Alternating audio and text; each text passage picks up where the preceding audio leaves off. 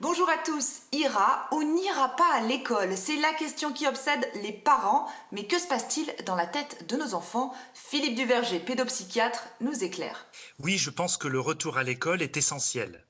C'est vraiment très important, c'est un facteur d'égalité sociale et ça permet de rompre l'isolement et le huis clos des enfants qui, pendant plusieurs semaines, ont été enfermés à la maison. C'est vraiment essentiel pour l'éveil de l'enfant. Bien sûr, je parle en tant que pédopsychiatre et pas en tant qu'infectiologue ou en tant qu'épidémiologiste, mais l'école est un lieu d'épanouissement et de socialisation et c'est vraiment essentiel. Comment les enfants vont-ils vivre le retour en classe dans une école transformée par les mesures barrières? Les enfants vont bien vivre la plupart du temps ce retour à l'école. Je pense même qu'ils sont pour la plupart impatients de retrouver. Et ce qui va être très très important, c'est le regard des adultes, que ce soit les parents, les enseignants ou le personnel des écoles. C'est vraiment, les enfants sont très sensibles à ça. Et la plupart du temps, les enfants ont des bonnes capacités d'adaptation et ils vont vivre ce retour à l'école plutôt comme quelque chose d'un retour à la normale. Quelles sont les mesures barrières qui peuvent heurter les enfants?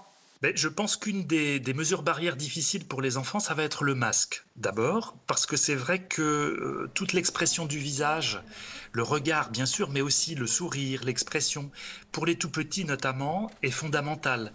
Donc le regard, le visage masqué, ça va être quelque chose qui peut être source d'angoisse. Ça, c'est très important. Mais encore une fois, les enfants s'adaptent très bien. Et il y a même un enfant qui m'a dit, docteur, c'est super avec un masque, on peut faire des grimaces sans être vu. C'est comme des grimasques.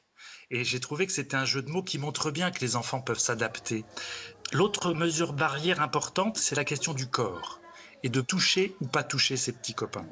On grandit aussi avec son corps et là c'est vrai que dans tous les jeux, dans toutes les relations, ça va être compliqué d'avoir cette distanciation, pas sociale, mais physique.